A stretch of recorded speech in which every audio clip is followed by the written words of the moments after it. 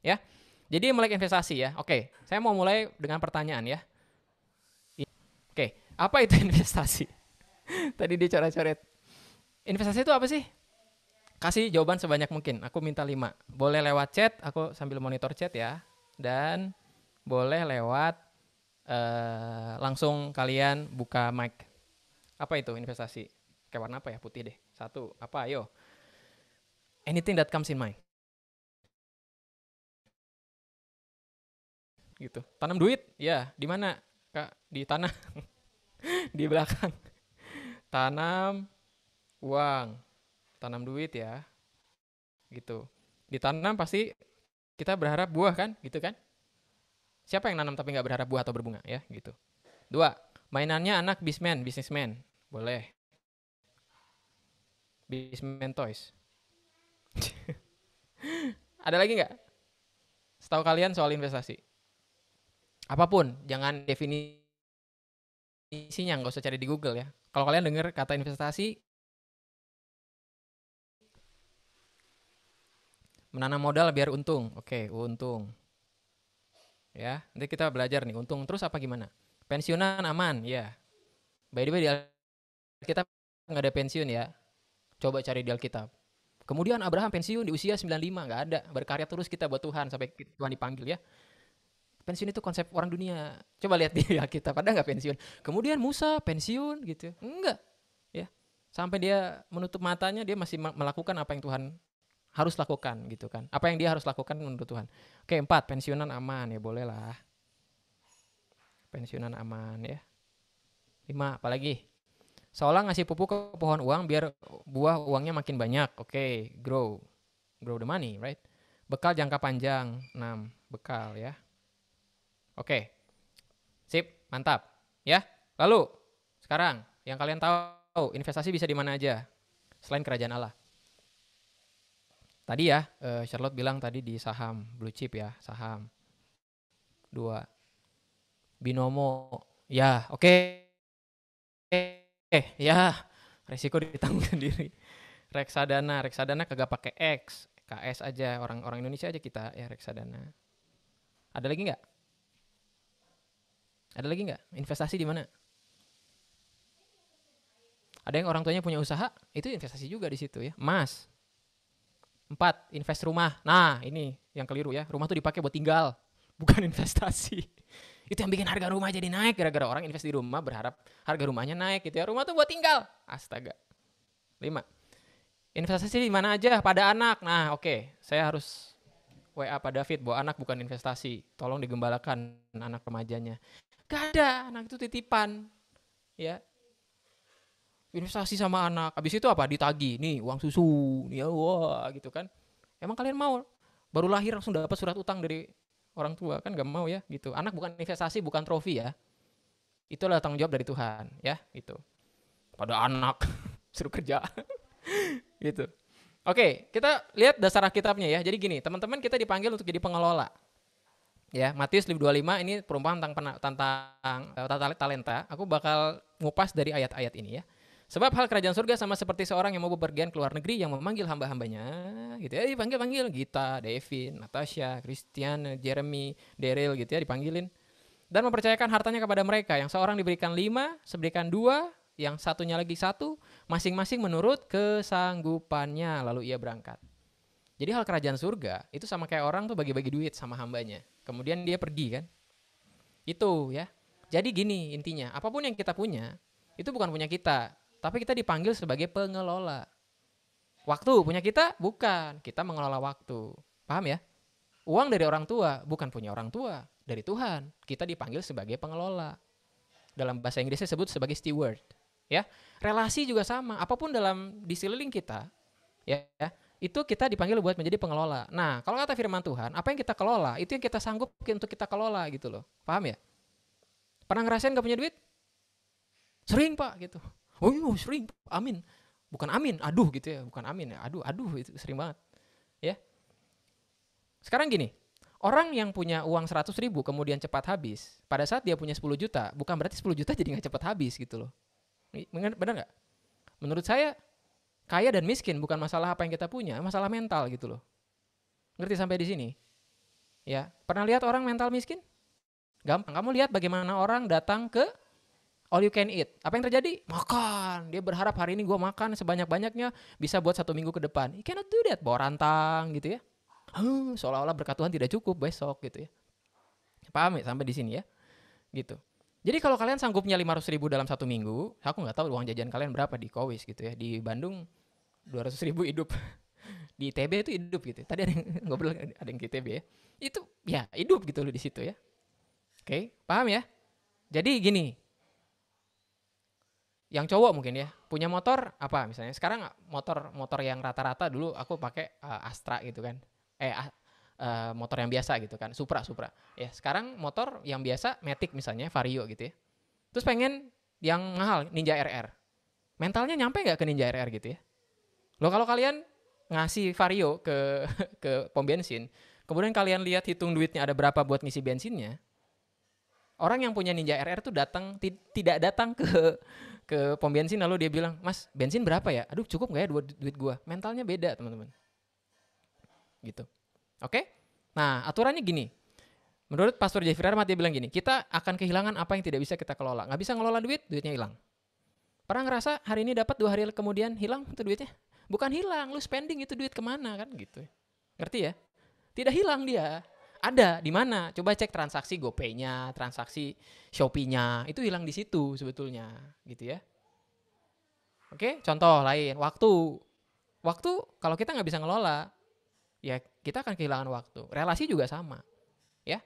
Kalau nggak percaya, misal kalau kalian nanti udah mulai pacaran, atau sekarang ada yang udah pacaran, nggak usah diapain pacarnya, nggak usah di SMS lagi, nggak usah di WA, nggak usah di DM, udah nggak usah diapain.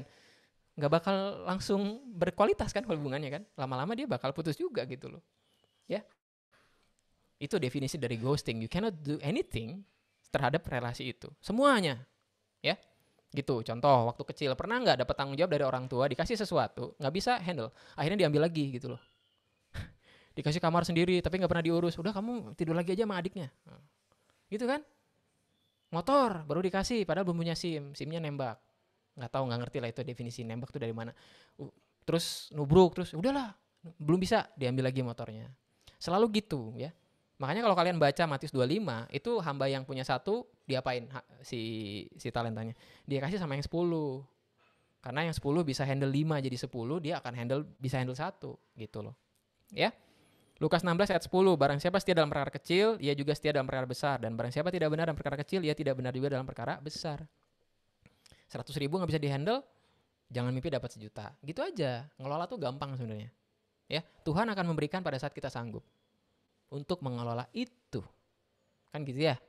Mau punya pacar, sok mentalnya dibenerin dulu atuh ya. Tidak needy, tidak posesif gitu ya. Kayak gitu, ya. Jadi mental itu duluan.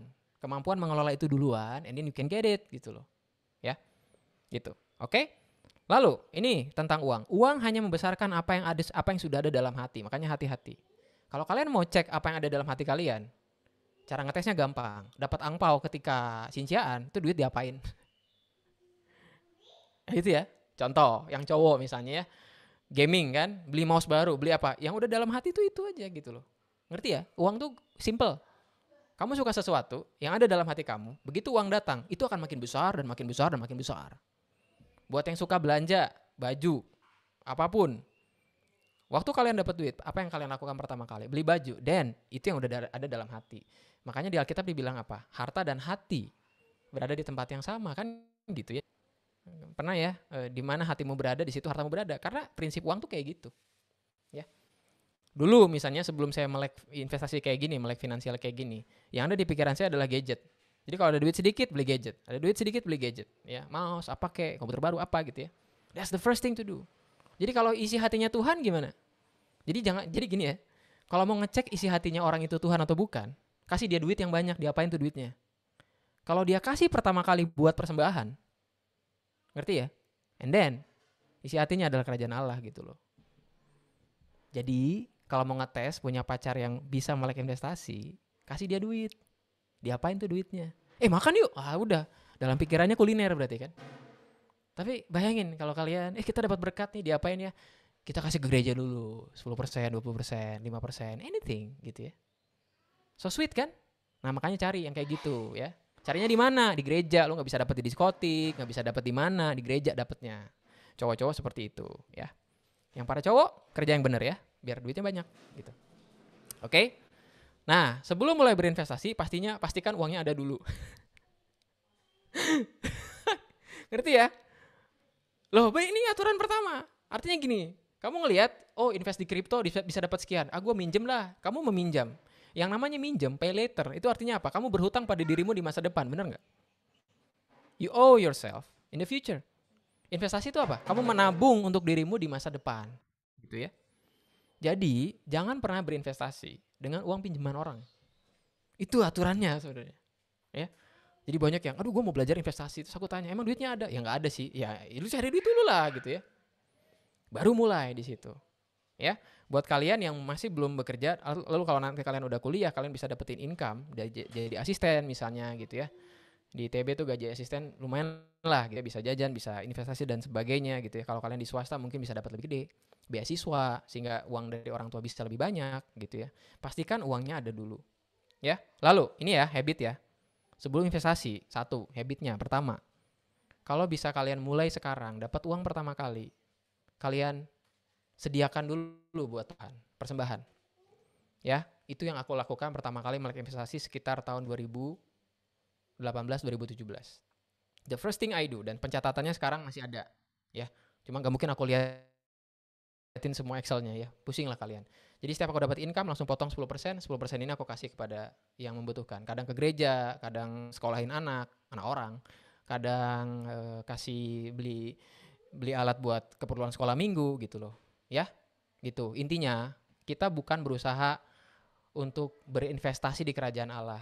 Jangan mikirnya gini, aku kasih persembahan buat Tuhan, lalu aku akan menerima bunganya bulan depan. Enggak gitu loh. Ya. Dan by the way, tanpa kita berikan pada Tuhan, dia udah mengasihi kita gitu ya. Apa sih fungsinya kalian memberikan persembahan dulu? Pada saat kalian memberikan persembahan dulu, hati kalian tidak dikuasai oleh uang, paham nggak? Karena tadi aku bilang kan, uang itu hanya membesarkan apa yang sudah ada dalam hati. Jadi kalau mau berlatih kalian menghandle uang, sebagiannya, kalau aku 10%, itu langsung persembahan. Selalu demikian. Dan aku selalu punya akun sendiri. Ya. Jadi dapat income dari satu akun, potong 10%, aku transfer ke akun lain. Ngerti sampai di sini? Kalian setia kayak gini, lakukan terus, you will be just fine. Ya. Tujuannya mengucap syukur, ya. Lalu tujuannya supaya hati kalian tidak dikuasai oleh uang. Because the first thing you do adalah mengingat kerajaan Allah. Kerajaan Allah ada di mana? Ada di gereja, ada di orang yang membutuhkan, ada di anak yang nggak bisa sekolah gitu loh. Ya. Gitu. Persembahan saya pergi ke gereja, persembahan saya pergi kepada 3 orang anak yang saya biayain setiap bulannya. Ya. Paham ya? Gitu. Iya Kak, kalau 100.000 gampang Kak, 10.000 Kak, gampang. 1 juta berapa 10%-nya? 100.000 masih oke lah. 10 juta, 1 juta bisa jadi apa? Bisa jadi ini, bisa jadi itu. Mulai berat. Ya, tapi jadikan itu habit. Ya, terus catat. Kalau bisa pakai app. Aku pakai Money Lover. Siapa di sini yang nggak nyatet keuangannya? Dicatat ya. Kalian nggak bisa mengembangkan apa yang tidak kalian tahu. Ayo, bener nggak? You cannot grow that you don't know gitu loh. Ya, mau mengembangbiakan kalian kalau miara binatang di rumah, kalian harus tahu jumlahnya berapa, kalian harus tahu juga gimana makannya dan sebagainya ya. Jadi catat ya, gitu. Lalu alokasiin ya, gitu. Terus bayar utang kalau ada, baru investasi, baru hidup dari sisanya. Gitu ya. Jadi jangan beli something dulu gitu ya. Tapi ya itu, ingatlah pada Tuhan yang sudah memberikan kita kehidupan. Ya, oke. Sekarang kenapa pentingnya investasi? Karena kita mesti belajar relasi antara waktu dan uang. Oke, aku kasih ilustrasi ya. Pernah makan KFC? Pernah ya? Harganya mahal ya? Oke. Harga dia di tahun 1988 itu 2.600. Mantap nggak? 1988, 2 tahun setelah saya lahir, harganya 1 kentang, 2 ayam, dan 1 minuman air mineral, mungkin dapat hadiah piring juga. Harganya 2.600 rupiah. Wow. Hari ini aku cek pakai Gojek. French fries 21.000, Coca-Cola 12.000. Coca-Cola dia udah nggak jualan lagi air mineral karena mungkin Coca-Cola lebih murah. Ini apa sih? Ayam 2. Itu total 73.000. Ditambah delivery service itu sekitar 80-an ribu dapat GoPay point ya.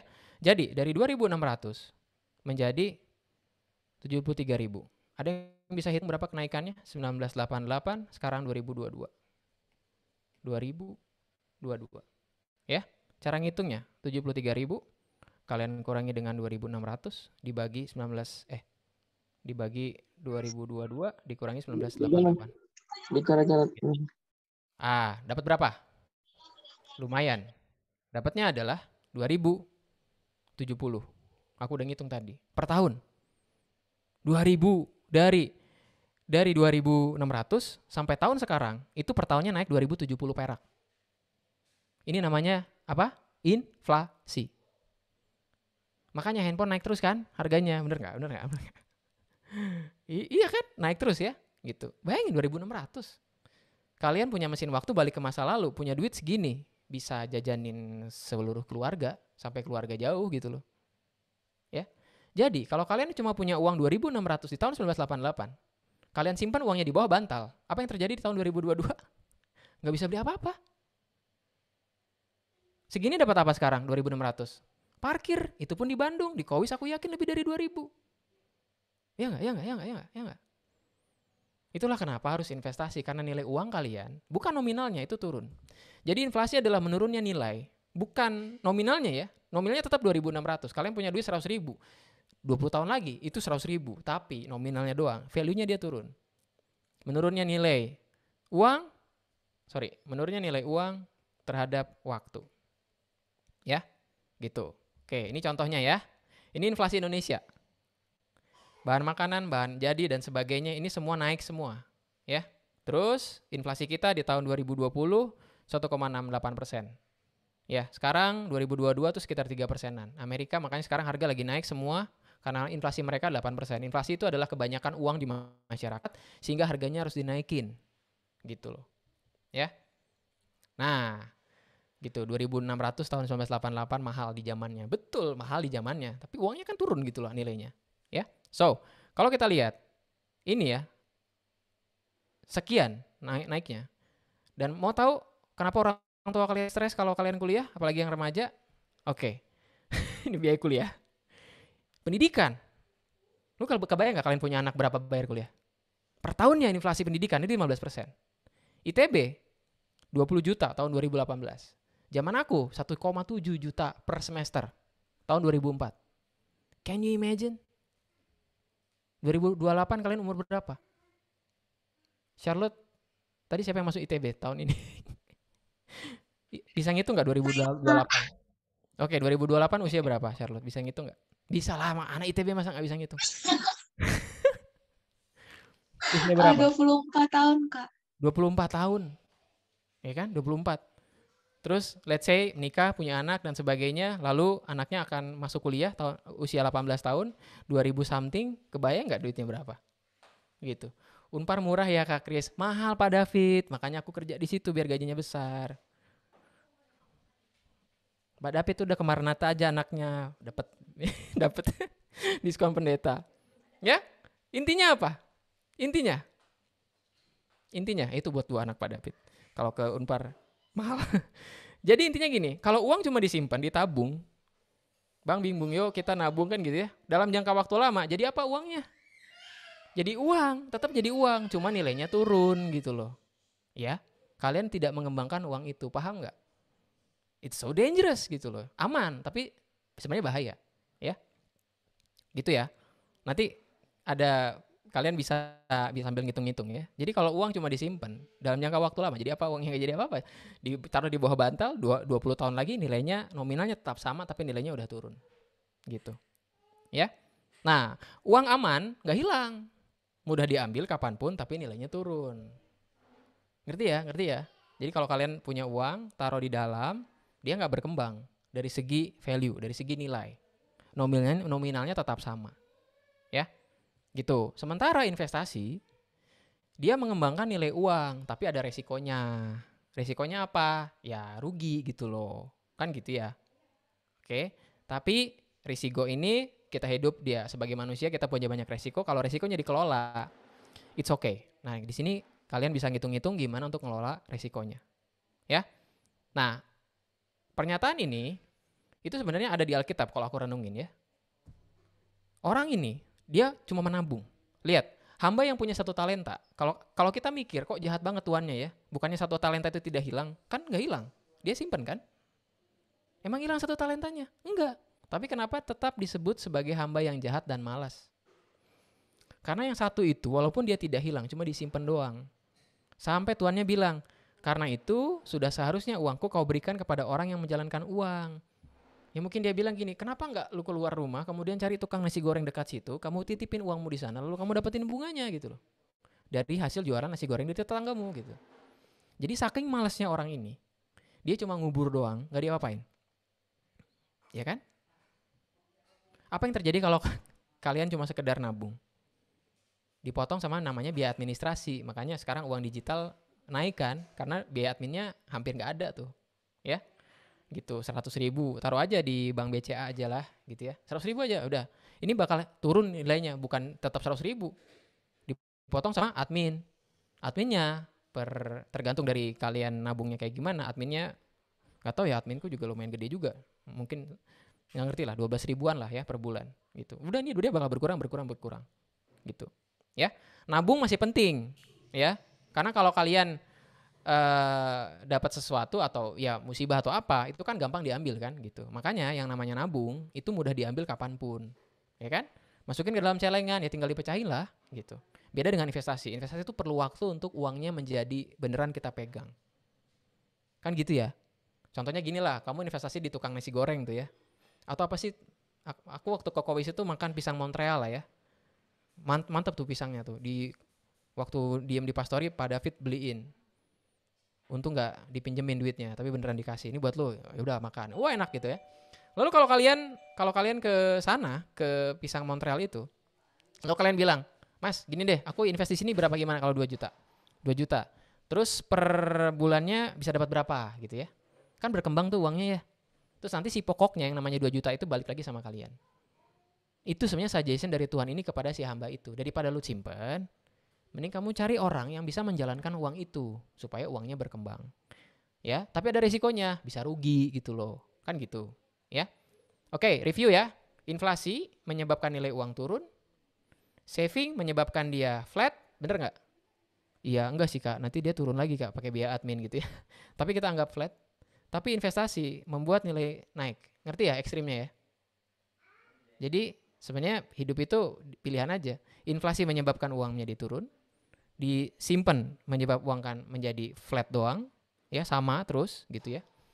Ya ini juga sebenarnya deposito sih, ya bisa mengalahkan inflasi tadi. Investasi membuat menjadi meningkat, tapi ada resikonya, ya ada kemungkinan turun dan sebagainya, ya. Oke, sekarang kita lihat prinsip ya. Prinsip nomor 1 dalam investasi, kita tahu uang kita kemana dan diapain. Dah itu aja, kemana dan diapain, ya. Nanti kalau kalian udah kuliah, udah ketemu sama banyak orang, banyak yang nawarin, lu mau join nggak buat bisnis ini?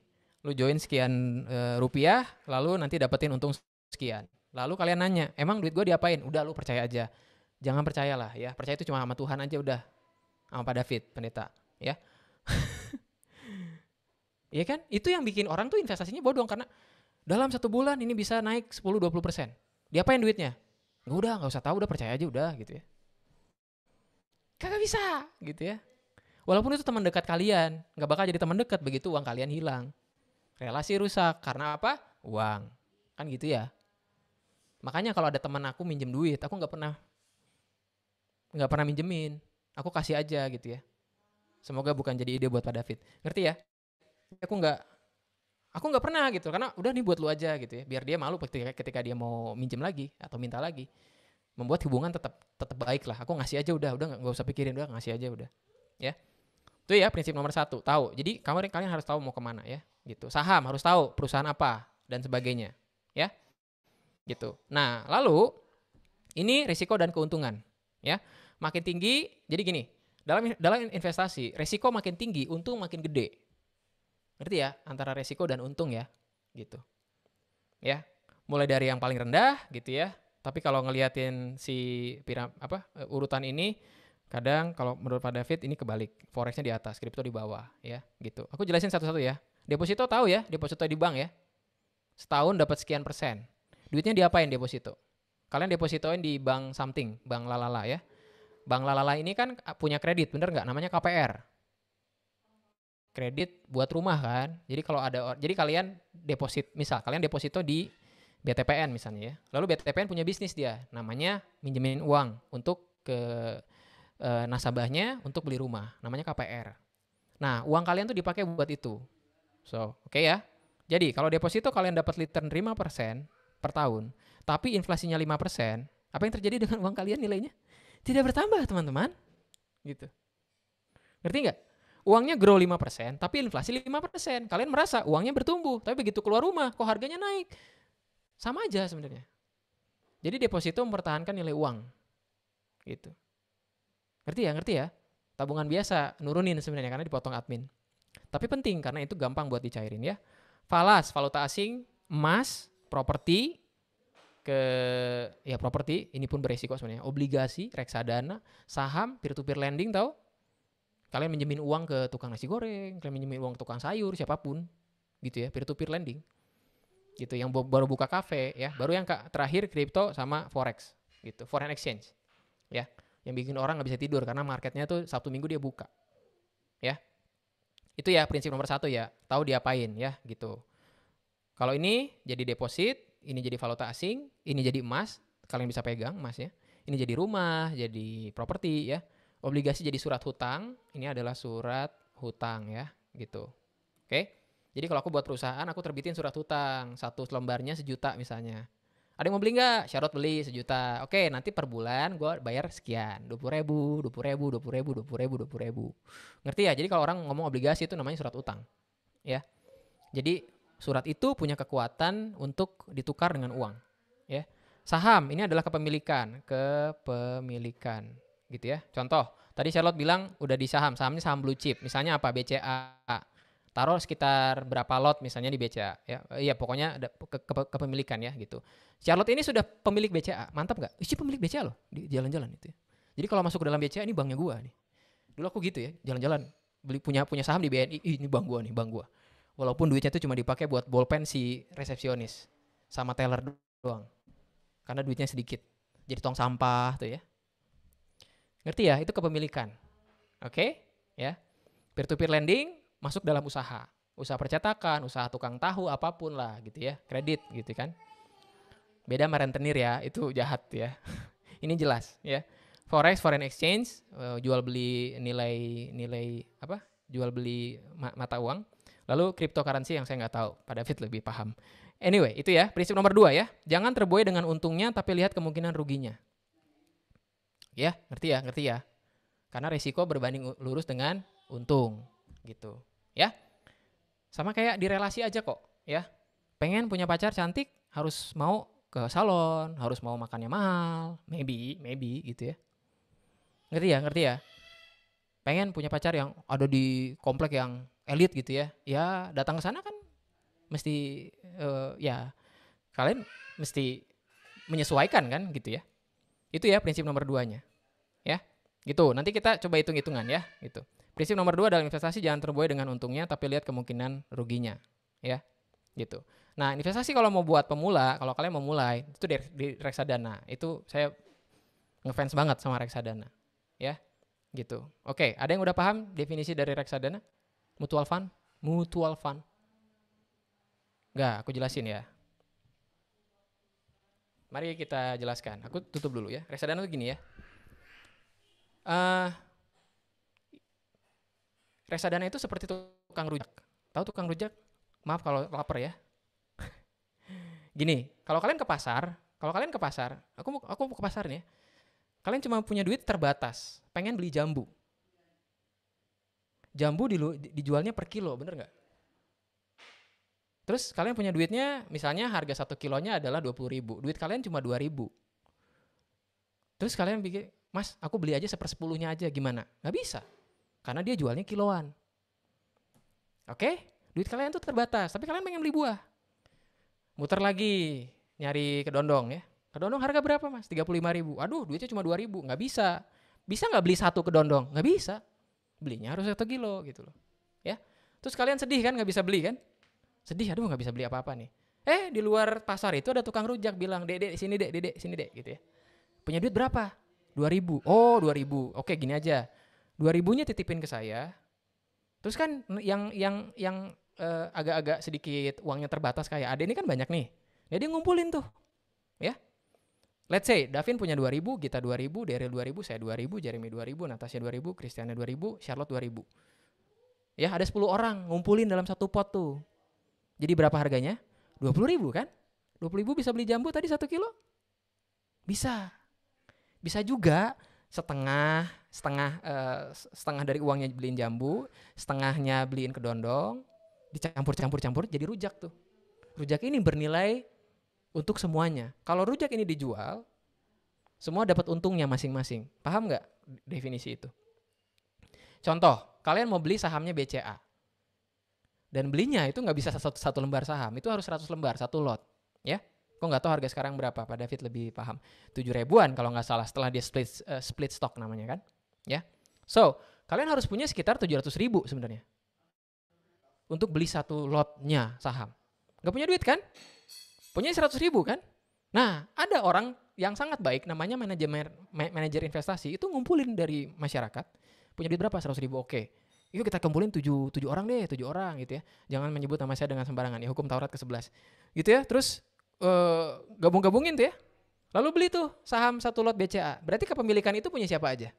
10 tadi yang cuma punya duit 70.000. Ngerti nggak?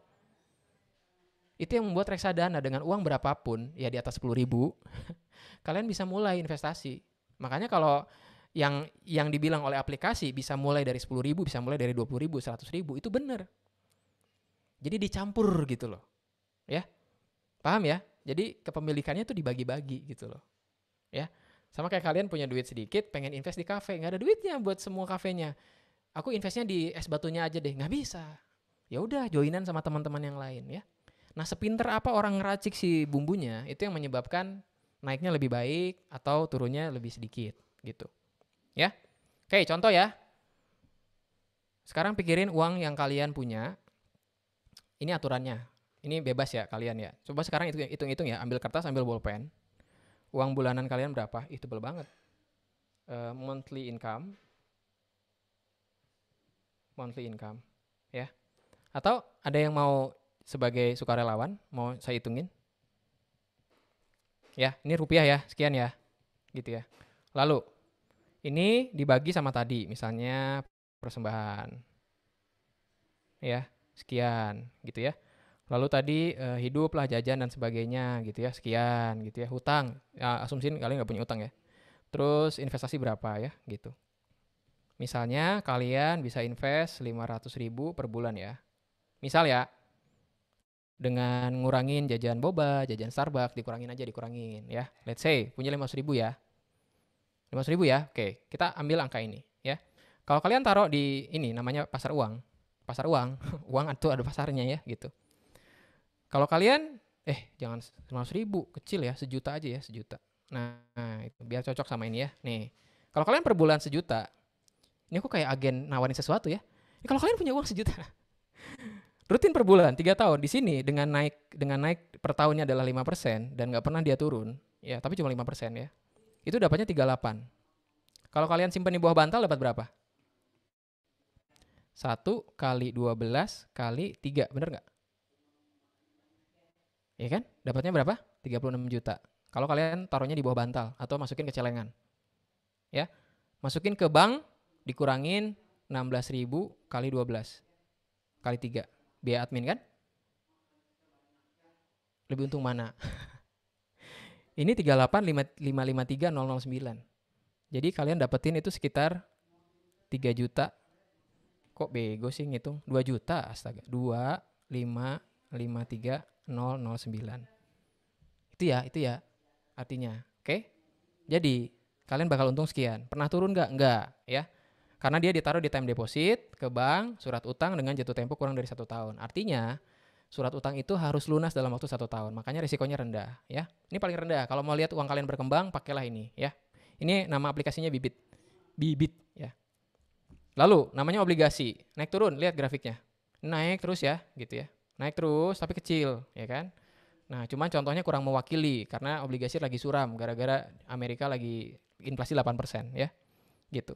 Dia cuma 1,5, tapi kadang tuh bisa nyampe 8%-an. Sorry. Kadang itu bisa nyampe 8%-an. Ini ya.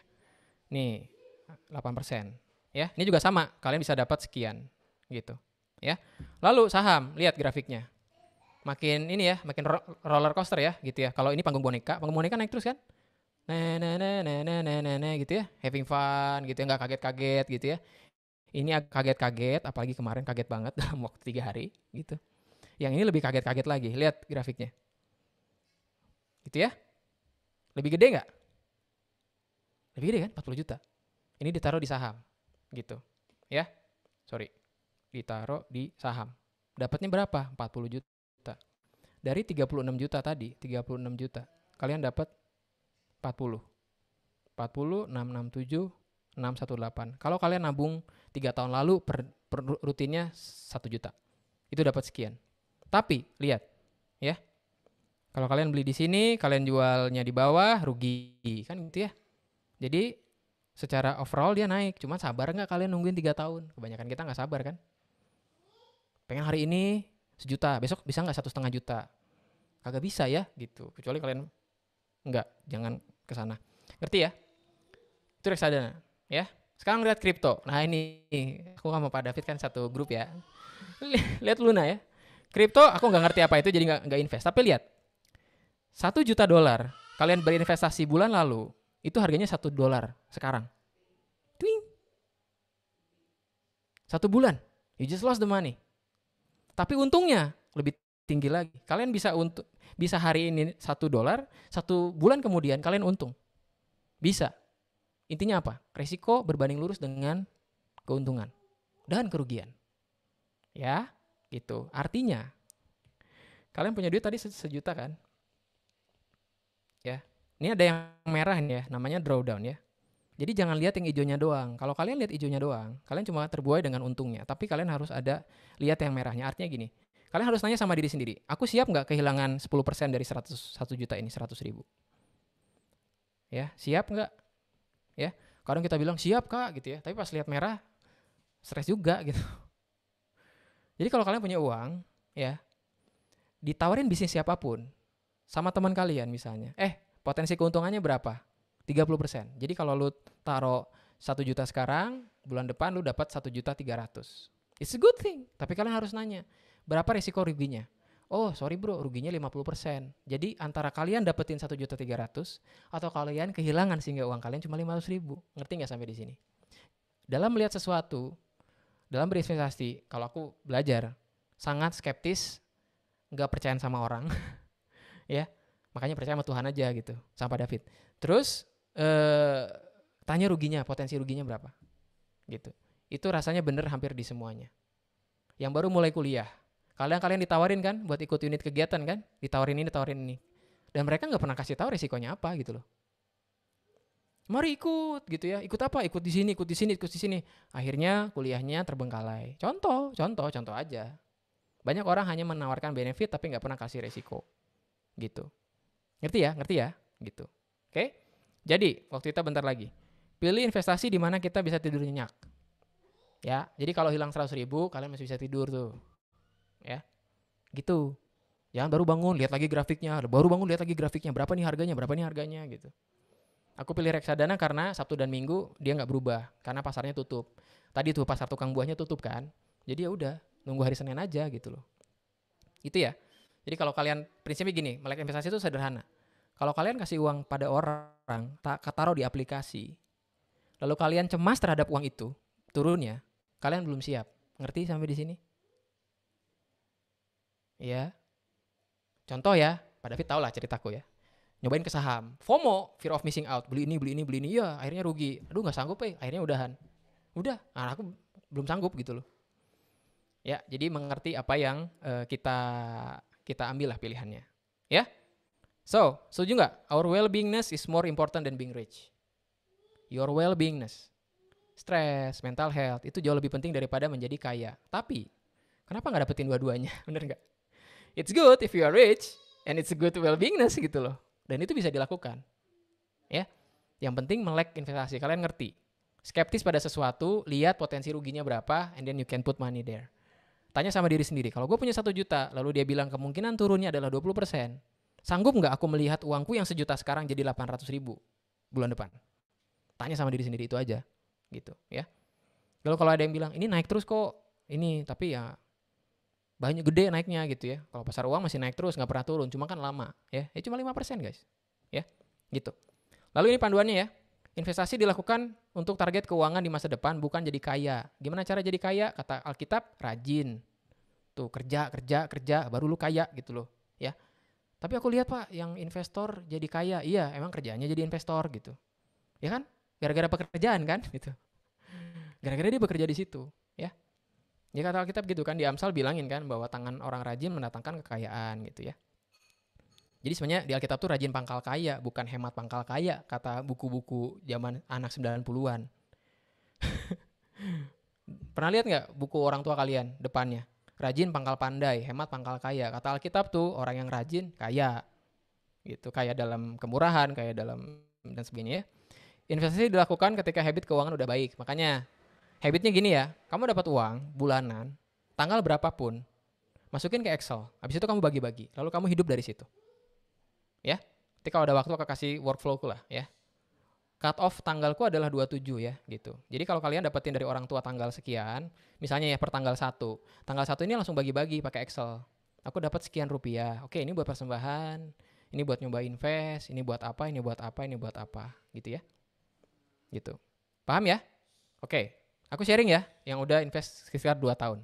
Investasiku buat target keuangan, bukan untuk masa depan, ya. Apakah ini? Ini rumus ini itu menghitung nilai di masa depan. Ya. Kalian mau beli iPhone terbaru, harga sekarang enggak tahu berapa. Let's say 13 juta. Beberapa tahun kemudian harganya naik kan? Ya. Nah, formula ini enggak usah dihitung pakai Excel, itu ada di web. Nanti aku tunjukin kalau ada waktu. Kalian masukin uang, kalian masukin nilai, lalu kalian pakai rumus ini buat ngitung waktunya, itu adalah nilai di masa depan. Ya. Aku kasih contoh ya. Uang sekolah si Unyil tadi, si Unyil. Nah, aku udah hitung dan aku udah siapin. Lihat. Jangan kaget lihat harganya ya. Emang segini guys. TK. Kenapa aku lakuin ini coba? Supaya pada saat, karena gini, dia gak usah didoain tiap hari naik umurnya gak? Gak usah gue doain. Tuhan, biarlah dia besok umurnya bertambah. Sepanjang dia hidup, dia akan naik terus umurnya, bener gak? Agustus ini dia 2 tahun. Agustus tahun depan 3 tahun. Gak usah didoain 3 tahun gitu loh. Sepanjang dia hidup gitu kan. Artinya, di usia 5 tahun dia harus masuk TK, betul? Gak usah didoain guys, 5 tahun tuh dia pasti masuk TK gitu loh. Kalau dia masih hidup dan diberkati Tuhan, ya, aku yakin itu yang terjadi ya. Aku tanya sekarang, tahun lalu masuknya 8 juta, per bulannya 600.000. TK, TK, TK, TK. Aku ulangi ya, TK, 8 million. You can buy an iPhone with that kind of money, right? Uang masuk kan 1 bulan, 1 kali bayarnya kan. Lalu 12. Berarti manusia itu dia kalau dia tahun ini masuk TK 15.200.000 sampai dia lulus, betul? Ini aja baru TKA. Belum ada playgroup, belum apa. Mulai ngerasa aduh dan stres. Itu yang orang tua kalian berdoa tiap hari itu mikirin beginian. Makanya cerdas dari sekarang, ngerti? Yang udah punya anak ya mulai pusing kan? Ya. Inflasinya aku asumsiin 10%, padahal enggak, lebih gede. Terus jumlah tahun ini apa? Ini aku ngitung dia waktu dia 1 tahun. Berarti dalam 4 tahun, berapa uang sekolah dia? 21.280.000. Kalian ngerti nggak sampai di sini formula tadi membantu apa? Iya kan? Jadi aku datang ke TK, sampai kepala sekolahnya bingung. Kepala sekolahnya kebetulan guru SD ku. Emang anakmu usia berapa? Usia 1 tahun bu. Aku mau nanya nilai uang sekolahnya berapa? Hah? Bukannya masih lama? Dia bilang. Enggak bu, saya mau kalian investasi, aku ceritain kayak gini, terus dia bilang, jarang ya ada orang tua yang mikirin sejauh itu. Kalian lihat, dari 15.200.000 naik 21.280.000 dalam waktu 4 tahun. This is the future value. Kapan? September 2024 aku harus bayar. Ya. Terus aku hitung pakai bibit. Per bulan 390.000. Ngerti nggak?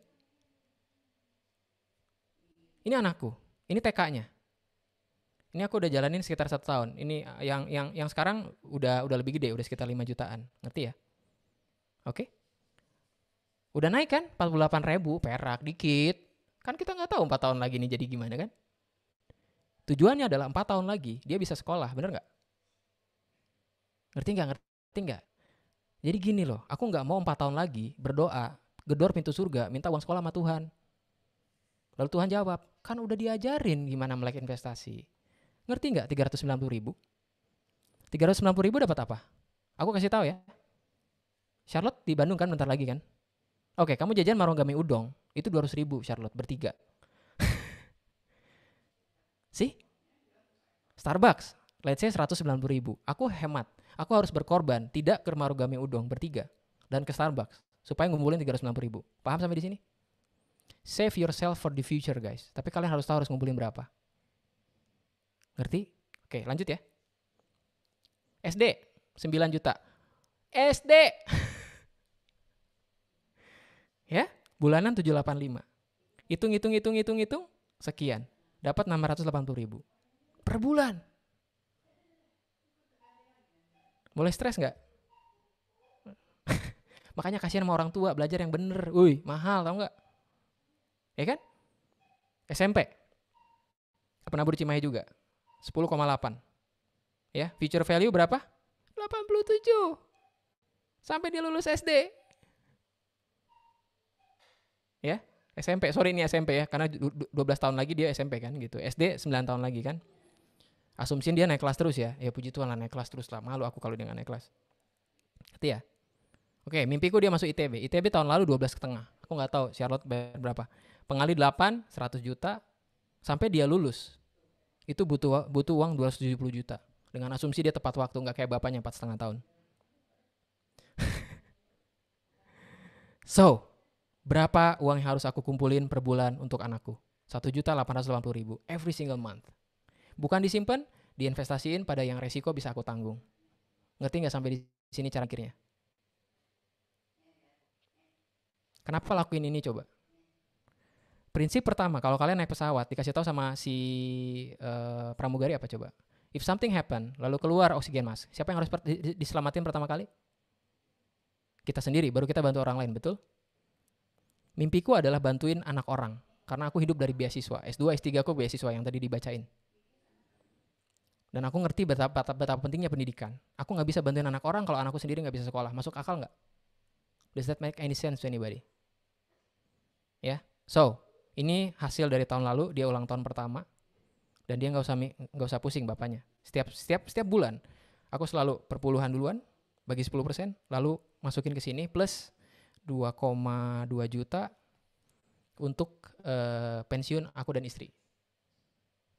Di usiaku 65 tahun, aku harus bisa ngumpulin 8,8 M. Ya. So, sebelum aku beli boba, sebelum aku jajan, ini harus masuk duluan. Plus perpuluhan 10%. Ngerti nggak? Aku baru saja kasih tahu kalian incomeku kira-kira berapa. Ya kalian hitung aja lah, ya. Ngerti ya? Jadi tiap bulan itu aku lakukan. Tiap bulan tuh gitu. Dapat income, bagi 10 dulu. Baru masukin reksadana semua, dana pensiun, dana pendidikan anak, bla bla bla bla bla. Kalau aku dan istri punya anak kedua, apa yang terjadi? Ini ngitung lagi semua. Biayanya makin gede lagi, bener gak? Oke?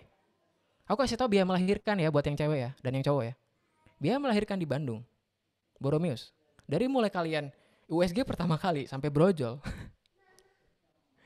36 million rupiah, 36 juta. Tanpa ada penanganan khusus. Can you understand that? Such a huge money. Huge money. Vitamin, dokter, USG, aku rekap semua sampai biaya persalinan 38. 36. Hitung aja 5 tahun lagi dengan inflasi kesehatan 8%. Stres nggak? Makanya anak bukan investasi, berinvestasi buat anak. Nah itu yang bener tuh, quotes-nya bagus tuh. Jangan anak jadi investasi, tapi berinvestasi buat anak. Ngerti ya? Ini TK, ya. Ini apa nih? Ini TK, ini masih TK sih. Ya udah TK doang sih. Nanti aku kasih lihat lah kalau kita ada waktu ya. Pas tanya jawab. Gitu ya? Ngerti ya? Tapi investasi terbesar itu adalah ke diri sendiri. Makanya belajar yang banyak, ya. Sehingga you can make money, you can make meaning, ya, mengajar kerajaan Allah. Lalu kalian bisa memilih investasi yang benar. Gitu. Oke? Quotes terakhir ya sebelum kita tanya jawab ya. Nih, bebas finansial bukan berarti nggak kerja lagi. Bukan. Itulah yang orang dunia pahami kan. Bebas finansial aku nggak usah kerja gitu ya. Piknik aja terus gitu ya. Atau having fun gitu ya. Ya karena di Alkitab nggak ada pensiun. Berkarya terus buat Tuhan gitu loh. Sampai Tuhan panggil kan. Tapi, ini aku pelajari dari buku. Kalau mau baca nanti deh aku ambil ya. Itu tentang ngelola keuangan. Womack bilang ya. Gitu. Tapi bebas finansial adalah kita bebas mengerjakan apa saja yang Tuhan kehendaki dalam hidup kita tanpa mikirin duit. Jadi bebas investasi menurutku adalah ketika anak sendiri udah bisa sekolah, I can pay for someone's kids gitu loh. Gitu ya. Kenapa berinvestasi? Supaya apa? Supaya kalian itu peace of mind, lalu kalian bebas gitu loh untuk mengerjakan apa yang Tuhan kehendaki. Bebas finansial dalam pelayanan itu apa sih? Kalian bebas, kalian tuh punya kebebasan berkata tidak untuk kerja di hari Jumat dan untuk kerja di hari Sabtu dan Minggu karena kan pelayanan. Mantap nggak? Menurutku kayak gitu loh. Berapa banyak anak muda sekarang yang terjebak di pekerjaannya Senin sampai Jumat, Sabtu dan Minggu. Akhirnya dulu yang dia pelayanan jadi enggak. Because he needs money, he or she needs money gitu loh. Jadi buku itu ngajarin bahwa pada saat kita yang namanya bebas finansial, kita tuh udah nggak mikirin duit sehingga kita tuh bisa fokus ngejar apa yang Tuhan kehendaki. Gitu. Ya, gitu ya. Nah, silakan kalau mau tanya, aku kasih quotes karena jarang banget yang nanya gitu ya. Orang yang mau belajar tuh banyak baca dan banyak tanya. Dengan bertanya kita bisa menghemat sumber daya, waktu, uang, dan emosi di masa depan. Emosi itu kalau gagal gitu ya. Makanya banyak nanya kalau ada sharing atau apa gitu ya. Oke, chatnya ada 4 ya, gitu. Ya, pastilah. Agen bibit terselubung. Kesaksian, iya 5 anak. Ya, enggak, anak saya enggak tahu lah. Kita lihat nanti. Oke, ada pertanyaan dulu sampai sini? Ngerti konsepnya ya? Soal investasinya apa, udah belajar sendiri aja. Kalau kalian tahu, ngerti bahwa once I put money into something, apakah aku bisa hidup dengan kerugiannya? Jangan dulu untungnya, apakah aku bisa hidup dengan kerugiannya? Karena kalau mikirin untungnya, kalian udah mikirin gue beli apa setelah untung, beli apa setelah untung, ya nggak? Taunya rugi, apa yang terjadi? Mental breakdance itu. Bukan mental breakdown lagi, mental breakdance itu. Udah. Nggak bisa ngapa-ngapain lagi kan? Gitu. So can you sleep well? Ya. Lalu berhutang artinya meminjam uang dari diri kita di masa depan, berinvestasi artinya menabung untuk diri kita di masa depan. Gitu. Ya. Jeremy nanya, reksadana yang tadi 390.000 itu apa? Artinya gini. 390.000 artinya uang yang harus aku kumpulin bayar ke reksadana. Itu 360.000 per bulan. Ngerti nggak? Gini deh ya. Mari kita langsung praktek ya. Aku bukan agen bibit karena memang aku cuma pakai itu doang gitu ya. Nanti kalau mau bibit pakai referral code-nya Pak David aja. 25.000. Lumayan buat jajan si Amala kan. Oke. Mari kita praktek ya. Guys. Jadi bentar, aku hilangin dulu nominalnya. Kita pakai. Waduh, susah. Nah, gini ya. Oke. Yuk. Spill out what do you want in next 5 minutes? 5 years lah ya. Gitu. Oke, kalian mau nabung investasi buat liburan ke Paris. Mau nggak? Mau nggak? Mau dulu aja. Mimpi kan gratis ya. Oke ya, 5 tahun lagi ya. Berarti kita pilih, jadi gini, kalau di bibit itu kalian bisa lihat kalian mau ngapain dalam jangka waktu tertentu. Oke?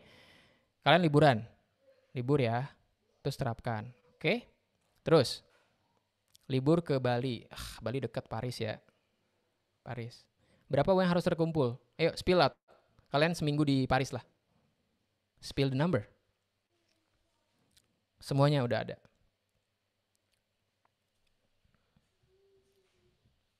Berapa? Haluma bebas. Ya, betul. Binance. 100 juta mungkin? 100 juta? Oke, 100 juta ya. Ini 100 juta ya. Kapan? 5 tahun dari sekarang ya. 1, 2, 3, 4, 5. 2027 bulan 6. Oke, lanjut. Setelah itu kalian ikut rekomendasi. Oke, paham nggak? Mau liburan ke Paris? Dalam 1 bulan kalian nabung 1.250.000.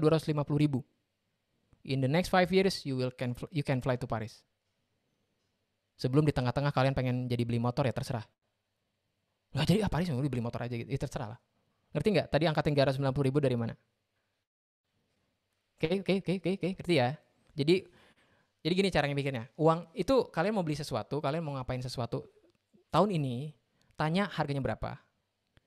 Kalian tahu inflasi tadi konsepnya, sehingga harga itu akan naik dalam berapa waktu, lalu masukin ke Mas Bibit ini, lalu dia ngitungin per bulan harus berapa.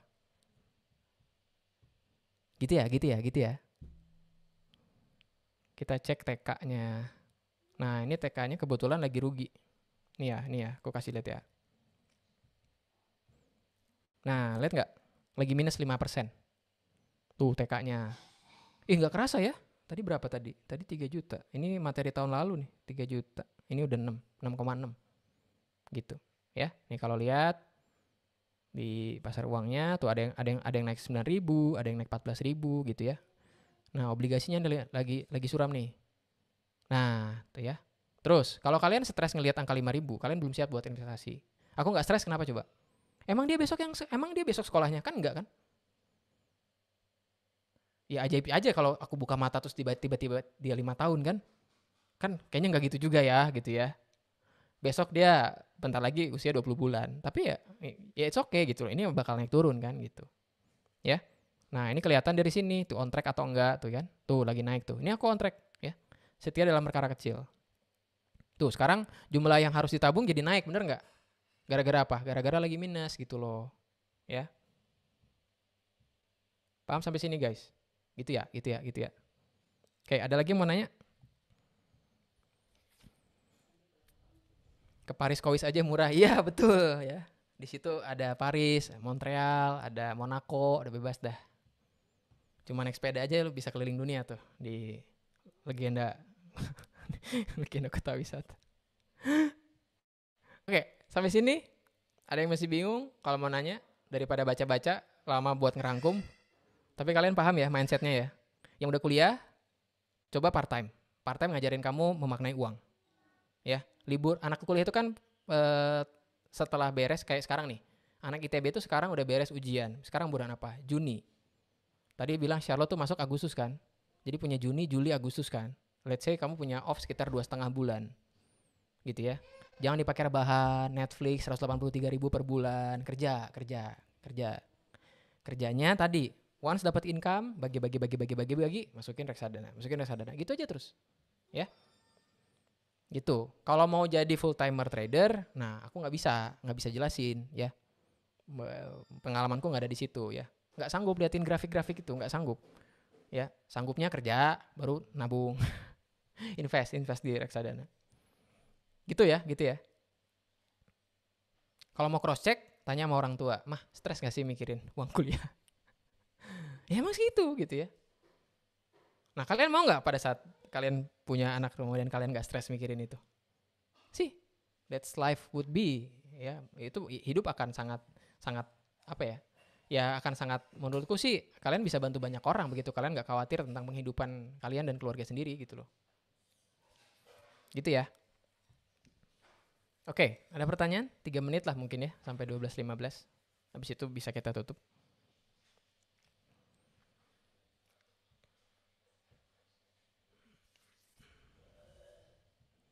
Rekomen untuk benar-benar invest dianjurinnya mulai kapan? Pada saat kalian punya KTP.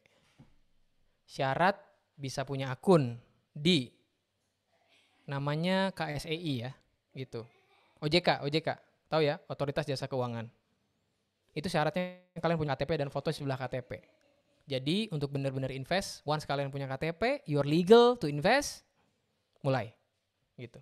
Dengan yang kalian mengerti ya, jangan kayak aku nggak ngerti lalu cobain ya. Macam duit banyak aja, habis itu nyesel kan. Di saham rugi 1,5 juta, habis itu nggak sanggup. Karena mulai konversi 1,5 juta itu jadi susu anak 3 kaleng. Tuh sampai ketawa dia. Aku ceritakan, Pit nggak sanggup aku Pit di saham. Rugi 1,5 juta, gue nggak sanggup karena 1,5 juta jadi 3 kaleng susu. Jadi gue cabut. Aku cabut dari saham. Gitu. Sekarang baru mau terjun lagi karena ya aku pikir kayaknya angpau dari anakku yang dapat setiap sincian mau dimasukin aja ke BCA lah. Kayaknya oke lah ya dibandingin aku berspekulasi Goto lah apa itu Goto terakhir tuh ya. Goto aja. Kan lu tahu gue rugi Pit. You know. Gara-gara memang ya itu nggak ada perhitungan. Untung cuma berapa lah gitu ya. Ruginya cuma seharga pisang Montreal lah. I can live with that gitu ya. I can live with that. I can live with that. Gitu. Gitu. Jadi itu ya cobanya pada saat kalian punya KTP. Bentar lagi lah ya. Kalau sekarang kalau belum punya, nabung aja dulu. Nabung klasik ya. Jadi di tabungan misalnya atau di celengan gitu. Baru nanti diapain lah uangnya gitu ya. Gitu mungkin. Ada yang pede nitipin mamahnya? Kebanyakan orang nggak pede loh nitipin ke orang tuanya. Enggak. Mending gue harus enggak. It's up to you lah ya. Kalau kalian ya kalau kalian mau ya nanti aja tunggu ketika kalian bisa ya gitu. Oke, sama-sama Davin.